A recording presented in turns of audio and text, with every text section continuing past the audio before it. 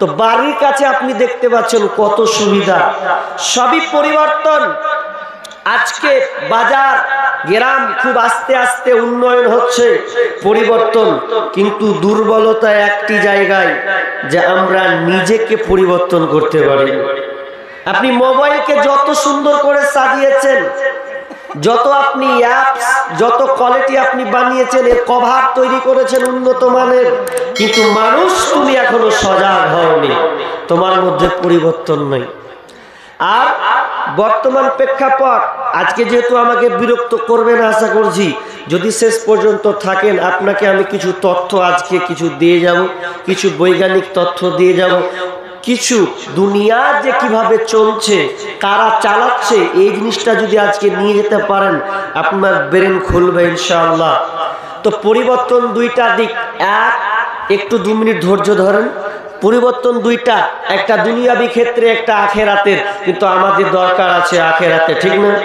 আখেরাতের দরকার, কারণ এ দুনিয়া চলে টাকা দিয়ে, টাকা দিয়ে আপনি সব কিছুই ক্রয় করে নিতে পারবেন, কিন্তু আখেরাত টাকা দিয়ে হবে না। যদি মনে করেন যে আমি 1 লাখ টাকা আছে, বেটা যেদিন আমি মরে যাব 1 লাখ টাকা আমার কবরে রেখে দিবি যাতে আমি নিষ্কৃতি পাচ্ছি, লাভ হবে? কোনো লাভ হবে না। যদি আপনি ওই 1 লাখ টাকাকে যদি আপনি মাদ্রাসায় দিয়ে দেন, ওটা দিনের জন্য ব্যবহার হবে, আর ওটা হয়ে যাবে আপনার আখেরাতের জন্য আমল। ওই টাকাটা কি হবে? আমল। কারণ কবরে টাকা চলে না, আমল চলে। আমল, আমল থাকলে আপনি বাঁচবেন। তাহলে পরিবর্তন নিয়ে আসেনি। আচ্ছা, প্রশ্ন জাগবে, বর্তমানে সব জায়গায় তো পৃথিবীতে মুসলমান, পৃথিবীতে 4300টি ধর্ম আছে, তার বেশি ধর্ম আছে, 4300টি ধর্ম আছে, আর মুসলিম আছে সারা বিশ্ব জুড়ে প্রায় 200 থেকে 250 কোটি। বেসরকারি বলছে 350 থেকে 400 কোটি, এমনি বেসরকারি অনুযায়ী মুসলিম পৃথিবীতে বসবাস করে। এরপরে মুসলিমকে দেখবেন সব জায়গায় লাট খাচ্ছে, যেখানে সেখানে লাট খাচ্ছে। কেন কেন কেন?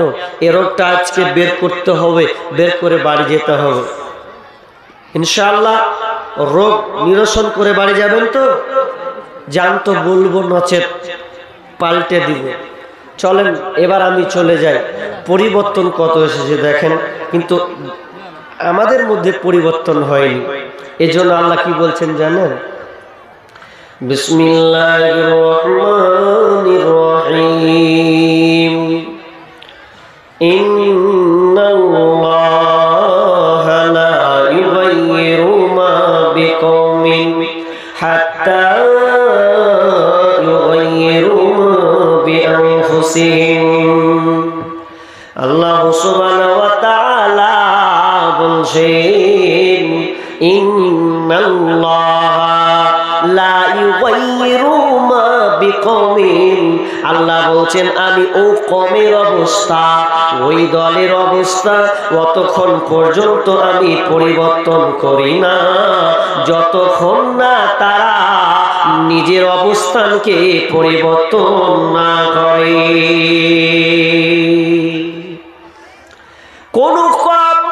কোন জাতি যতক্ষণ না তারা নিজের অবস্থানকে পরিবর্তন না করবে, ততক্ষণ পর্যন্ত আল্লাহ ওই জাতিকে নিরাপত্তা দেবে না।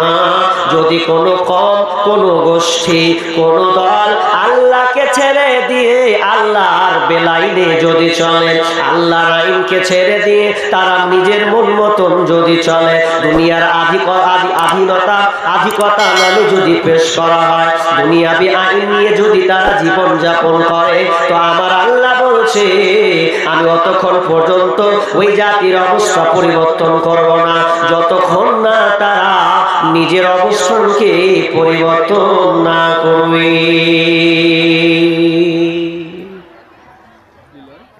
এবার দেখেন, এবার কথা হলো যে আমরা মুসলিম জাতি, এখানে অনেক বুদ্ধিজীবীরা প্রশ্ন করে, কি প্রশ্ন করে? হাজি সারা দুনিয়াতে এত মুসলমান, এরপরে মুসলমানকে লাঠাচ্ছে হিন্দুরা, বেধর্মীরা, তো আল্লাহ যে কিছু করে না, আল্লাহ যে কিছু করে না, আল্লাহ কিছু করতে পারবে না? পারবে। তো আল্লাহ যে চুপচাপ বসে আছে কেন? এত মারছে কাটছে, গুজরাট গেল, উত্তরপ্রদেশ গেল, আপনার কি না মায়ানমার দেখতে পাচ্ছেন, তুরস্ক সিরিয়ার অবস্থা খুব খারাপ দেখলেন। তো আল্লাহ কি করছে? একটা উদাহরণ দিই আপনাকে। আপনার বিবি, আপনি নতুন বিবাহ করেছেন, স্বামী স্ত্রীর মধু সম্পর্ক আল্লাহ ঢেলে দিয়েছেন, এত মহব্বত তাদের মধ্যে আল্লাহ দিয়েছেন।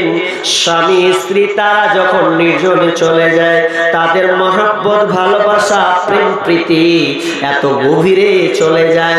আল্লাহ বলছেন লিতাসকুনু ইলাইহা ওয়া জাআলা বাইনাকুম মাওয়াদ্দাতাও ওয়া রাহমা। আমার আল্লাহ বলছেন তোমাদের উপরে ভালোবাসা বৃদ্ধি করে দিয়েছি, তোমরা এক অপরকে ভালোবাসবে। স্বামী স্ত্রী কত মহব্বত ভালোবাসা। আপনি নতুন বিবাহ করেছেন, তো এমন ভালোবাসা, যদি কোনো বিবির গায়ে জ্বর হয়, স্বামী বলবে আহারে আমার বিবি এত সুন্দর একটা বিবি, আমার কথায় চলে, আমার কথায় উঠা বসা করে। এরপরে আমার স্ত্রীর জ্বর হয়েছে, আপনি টেনশনে ভুগবেন যে কি হলো কি হলো, এ সংসার চলবে কি করে।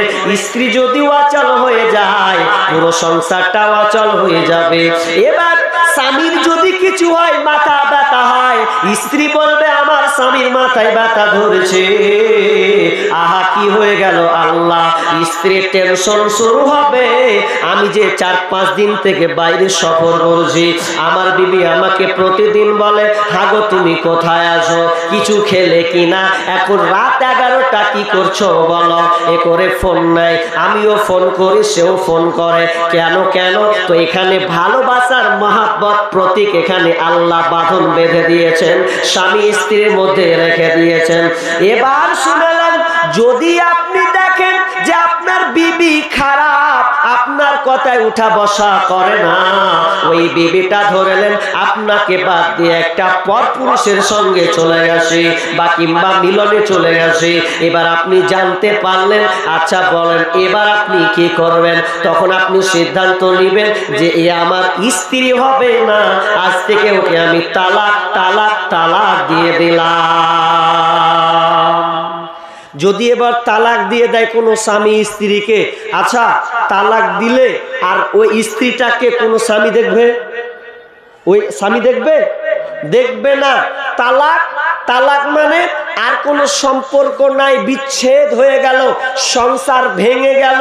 এবার যদি বিবির মাথা ব্যথা করে, তো স্বামী বললে তোর ব্যথা করলে কি আর না করলে কি, তুই মরলে কি আর বাঁচলে কি, আমার দেখে লাভ নেই। ঠিক তেমনি ভাবে আমার আল্লাহ বলছেন, ওরে পৃথিবীর মানুষ, তোরা আমার সঙ্গে সম্পর্ক ডিলিট করে দিয়েছিস, তোরা সম্পর্ক এক্সচেঞ্জ করে দিয়েছিস, তোরা নিজেকে পরিবর্তন করে নিয়েছিস, তো কি থেকে আমার দিন থেকে তোরা বেরিয়ে চলে গেছিস। তো আমি আল্লাহ 7 আসমান থেকে দর্শক ভূমিকা পালন করব। তোকে কে মারলো, কে কাটলো, কে তোকে হানি দিল, কে ধর্ষণ করলো, আমি আল্লাহ কোনো লাভ হবে না। আমি সেদিন 7 আসমান দর্শকের ভূমিকা পালন করব রে, সেদিন আল্লাহ বলে কোনো লাভ হবে না। আমার আল্লাহ বলেন, ইন্নাল্লাহা লা ইউগাইয়িরু মা বিকওমিন হাত্তা ইউগাইয়িরু মা বিআনফুসিহিম। আমার আল্লাহ বলছেন, আমি অতক্ষণ পর্যন্ত এই জাতির অবস্থা পরিবর্তন করব না, যতক্ষণ না তারা নিজের অবস্থানকে পরিবর্তন না করবে। আল্লাহর সঙ্গে বান্দার সম্পর্ক কেমন থাকা দরকার ছিল? নেই। এবার একটা ঘটনা বলি। ইব্রাহিম বিন আদহাম, সেই সময়ে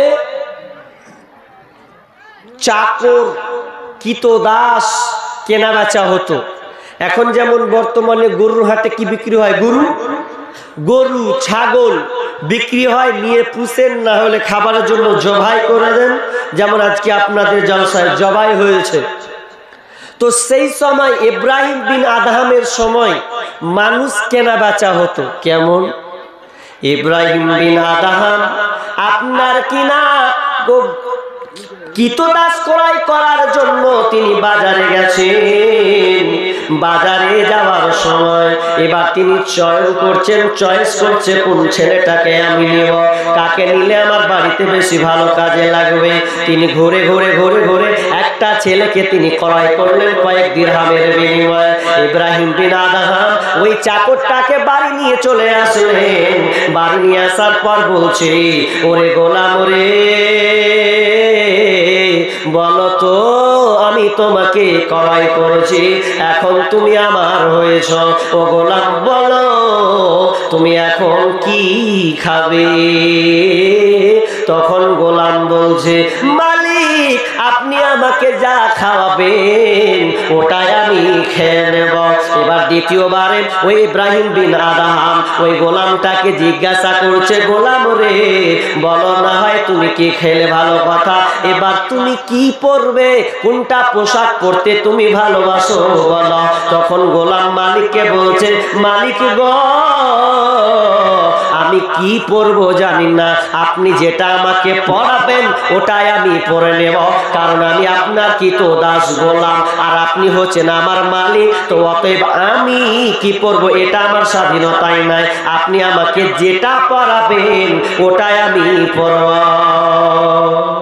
এবার ইব্রাহিম বিন আদহাম ওই ছেলেটাকে বলছে, গোলাম বলো বলো বলো তোমার নাম কি? তখন ওই গোলামটা বলছেন, জাহাফনা। ওগো আমার মালিক আমার নাম জানি না, আপনি আমাকে যে নামে ডাকবেন ওটাই হবে আমার নাম, আমার কোনো নাম নাই। আপনি আপনি আপনি আমি হচ্ছি গোলাম আর আপনি হচ্ছেন মালিক, আর গোলামকে আপনি যে নামে ডাকবেন ওটাই হবে আমার নাম। এবার শেষের বেলায় এবার ওই গোলামকে জিজ্ঞাসা করছি, গোলাম বলো তোমার কোনো দরখাস্ত আছে কিনা, তোমার আবদার কোনো আছে কিনা, তুমি কি চাও বলো, তোমার কি কোনো চাহাত আছে? তখন ওই গোলাম বলছে, মালিক এ গোলামের কি আবার চাহাত থাকতে পারে, এ চাকরের কি আবার চাহাত থাকতে পারে, আমার কোনো চাহাত নাই, আপনি যেটাই করবেন ওটাই আমাকে কবুল করে নিতে হবে। যখন এই চারটা পয়েন্ট গোলাম আপনার মালিককে যেমন বলল, ওই আপনার ইব্রাহিম বিন আদহাম তিনি দুঃখিত প্রকাশ করলেন, নিজে নিজে কলারটা ধরে বলছে, ওরে গোলাম রে, ওরে বেঈমান, দেখ দেখ দেখ দেখ এই গোলামটা কি আমার সঙ্গে ব্যবহার করছে রে, এই কেমন আমার সঙ্গে ব্যবহার করছে। এই গোলামটা তো আল্লাহর সঙ্গে যেমন ব্যবহার করার দরকার ছিল, এই গোলামটা আমার সঙ্গে এরকম ব্যবহার করছে। আমি কত বড় নাদান, আমাকে তো রবের সঙ্গে এই রকম ব্যবহার করার দরকার ছিল। আল্লাহ বান্দার সঙ্গে আমাদের সম্পর্ক এরকম আছে যে আপনি এক চান্সে বলবেন, আল্লাহ আপনি যেটাই দিবেন ওটাই কবুল, আল্লাহ যেভাবে চালাবেন সেটাতে আমি ধন্য, এরকম মানুষ নয়। যদি থাকতো তাহলে ও রুজির চিন্তা করতো না, রুজি নিয়ে টেনশন করতো না। তো যাক, এটা একটু ইঙ্গিত দিলাম যে আল্লাহ বান্দার সঙ্গে সম্পর্ক কেমন থাকা দরকার ছিল, কিন্তু আমাদের সম্পর্ক এরকম নয়। আমার আজকের আলোচ্য বিষয় চেঞ্জ, পরিবর্তন। আমরা পরিবর্তন হচ্ছি না, পরিবর্তন হওয়ার দরকার আছে। পিছনে দুটা বড় বড় হাদিস আছে, এখানে তত্ত্ববহুল কিছু কথা আছে, আর একটা আয়াত ঢুকাবো, তাহলে আপনি ওই তথ্যবহুল কথাটা আমি শেষে বলবো, তাহলে আপনি আমার পুরো বিষয়টাকে আপনি বুঝতে পারবেন যে মৌলানা কোন চেঞ্জ, কোন পরিবর্তনের কথা বলছে, তাহলে আপনি বুঝতে পারবেন। তাহলে পরিবর্তন হওয়ার দরকার আছে, কিন্তু পরিবর্তন দুনিয়াবি পরিবর্তন, আখিরাতি পরিবর্তন আমাদের মধ্যে নেই। সংসার আপনি যে চালাচ্ছেন কোরআন হাদিস অনুযায়ী আপনি চালান না, তো পাওয়া যাবে না। একটা এক্সাম্পল দিই, আপনার ছেলে কিংবা মেয়ের যদি বিবাহ হয়, কেমন করে বিবাহটা দেন আপনি? এখানে আলেম ওলামা আছে আপনাদের গ্রামের সাক্ষী, কোরআন হাদিস অনুযায়ী বিয়ে হয়? কথা বলেন হয়? হাত তুলেন তো একজন যে কোরআন হাদিস অনুযায়ী বিয়ে দিয়েছি বেটা। নাই? কি লাগবে? বলছে বিয়ে আসবে, বেটি কাপড় পরবে, হলুদ কাপড় একদম ডহলে বহলে করে একদম দিবে হলদি মাখিয়ে, ছেলেতে হলদি মাখবে, আর সাত বৈঠক 5 বৈঠক শুরু হবে, একদম 4-5 খানকার কি যাবে, একদম গাড়ি যাবে, তো দামি দামি গাড়ি, 4 চাকার গাড়ি যাবে, না হলে বিয়ে মানাবে না। আবার বলছে বক্স না হলে বিয়ে আরো মানাবে না। শালা সুক্ষা সুক্ষা লাগছে কোন বিয়ে? আজকালকার বিয়ের অবস্থা। আর সবচাইতে আশ্চর্য লাগছে কি জানেন, যখন একটা ছেলের যখন বিয়ে হচ্ছে, তো বিয়ে হওয়ার পর হিন্দুদের সিস্টেমটা একটা ভালো আছে, ওরা আমাদের আদর্শ নিয়েছে আর আমরা কার যে আদর্শ নিয়েছি আল্লাহ জানে। একটা ছেলের যদি বিবাহ হয়, তো ওদের যেদিন বিবাহ হবে সেদিনই ওদের বাসর হয়, হয় কি হয় না? হিন্দুদের যেদিন বিবাহ হবে সেদিন রাতে ওদের বাসর হবে। আর আমাদের কি হবে? হাওড়া আর শিয়ালদা, হাওড়া আর শিয়ালদা। বিয়ে হলো, বিয়ে হওয়ার পর কখন ছেলেটা মেয়েটার সঙ্গে কখন সম্পর্ক নির্জনে যাবে, তো বলছে তারপর দিন বরহন্তা আসবে, খাবে দাবে, তারপর দিন যাবে বহুলি আসবে, দিয়ে ওর বাসর ঘর হবে। কোথায় আছে এগুলা? নাই। আপনার ছেলের বিবাহ দিয়েছেন কিংবা মেয়ের বিবাহ দিয়েছেন, আপনি শরীয়ত অনুযায়ী চালিয়েছেন? চালাননি তো। আমার আল্লাহ বলছেন পরিবর্তন যতক্ষণ না হবে ততক্ষণ এই মুসলিম জাতি মার খাবে, লাঞ্ছিত হবে। পরিবর্তন হতে শেখন। ফুজাইল ইবনে ইয়াদ এমন একটা ডাকাত, যেই ডাকাত এত বড় ডাকাত, বাগদাদ শহরের নাম করা একজন ডাকাত, এত বড় ডাকাত যে মানুষ দেখলেই তাকে ভয় করত, মানুষ যেতে পারতো না, এত বিশাল বড় ডাকাত। একদিন একটা বাড়িতে টার্গেট করছেন, তো টার্গেট করতে গিয়ে একটা বাড়িতে উঠবেন যে ওই বাড়িতে কিছু চুরি করব, কিছু ডাকাতি করব, এই নিয়াতে রাত হয়েছে, ঢুকছেন। এবার ঢুকছেন যখন, তো যে বাড়িওয়ালা আছে কিংবা পাশের বাড়িতে কোরআন তেলাওয়াত হচ্ছে, তো কি সূরা হাদীদের 16 নম্বর আয়াত তার কর্ণপাত তার কানে ঢুকছে। আলাম ইয়ানি লিল্লাযীনা আমানু, হে ঈমানদার, ওই ঈমানদারের কি এখনো সময় হয়নি? এখনো কি তার বিগলিত হওয়ার সময় হয়নি? যে তার যে আল্লাহর ভয়ে, আল্লাহর ভয়ে যার অন্তরটা আল্লাহর জিকিরে, ও আমা আরেকটা কি গো ভুলে গেলাম। আল্লাহ সুবহানাহু ওয়া তাআলা বলছেন যে যারা আল্লাহর ভয়ে এবং আল্লাহর দ্বীন হক প্রতিষ্ঠিত হয়েছে, কিতাব নাজিল হয়েছে, এই দুটা জিনিসে তার অন্তর কি এখনো বিগলিত হয়নি? আল্লাহর ভয়ে কি তার এখনো তার হৃদয়টা কি নরম হয়নি? আর যখন এই ধরনের কথা যখন ফুজাইল ইবনে ইয়াজের কানে যেমনই ঢুকলো, আর যেমনই ঢুকা তিনি একদম নিশ্চুপ হয়ে গেলেন, বসে থেকে গেলেন। আর থাকার সময় ভাবলেন, আহারে বেঈমান, আছি আমি একজন আছি। তার নিজেকে এমন একটা ভয় ঢুকলো, অত বড় গ্রামের ডাকাত, বিশাল বড় ডাকাত, সেই ডাকাত ছাদ থেকে নেমে গিয়ে সে আপনার কিনা অন্তরাল হয়ে গেল। অন্তরাল হওয়ার পর একটা দুইজন মহিলা যা পাশে গল্প করছে, বুবুরে আজকে বাড়িতে থেকে যা, কারণ এই জন্য থাক, কারণ এই গ্রামে ফুজাইল ইবনে ইয়াদ বলে একটা বড় ডাকাত আছে, ছিনতাই হতে পারে। যখন ফুজাইল ইবনে ইয়াদ শুনেছে, তখন হাউমাউ করে বাচ্চার মতন তিনি কাঁদতে শুরু করেছে, হে আল্লাহ, আমার কারণে গ্রামের মানুষ শান্তিতে পায় না, রাস্তায় চলতে পারে না, কত হতভাগা আমি, এই বলে সে নিজেকে কান্না করছে। এবং তার ইতিহাস দেখা যায়, ওই লোকটা, ওই ব্যক্তিটা শেষ সময় তিনি নিজেকে পরিবর্তন করেছিলেন। তো কিসে সামান্য একটি আয়াত আয়াত সূরা হাদীদের 16 নম্বর আয়াত। ওই আয়াতটা পড়ে তার মন পরিবর্তন হয়ে গেল যে আমি কত ভুলের মধ্যে ছিলাম, ডাকাতির মধ্যে, বেঈমানের পথে ছিলাম, আমি সারেন্ডার হয়ে গেলাম। তো এই ঘটনাটা ছোট ক্লাসে যখন পড়ি তখন এই ঘটনাটা একজন শিক্ষক আমাদেরকে পড়াচ্ছিলেন, দিয়ে বলছেন ওই লোকটা সেই সময় একজন মুহাদ্দিস হয়েছিলেন, একজন আলেমে পরিণত হয়েছিলেন। পরিবর্তন দেখেন, সামান্য একটা কোরআনের আয়াত তার কানে ঢুকলো যে এখনো কি ওই মুমিন, সেই মুমিনের সেই অন্তর কি এখনো বিগলিত হয়নি? আল্লাহর ভয়ে, আল্লাহর স্মরণে, আল্লাহর জিকরে কি তার অন্তর বিগলিত হয়নি? সে কি এখনো সত্যকে পায়নি যে পেয়ে তার অন্তরটা গলবে?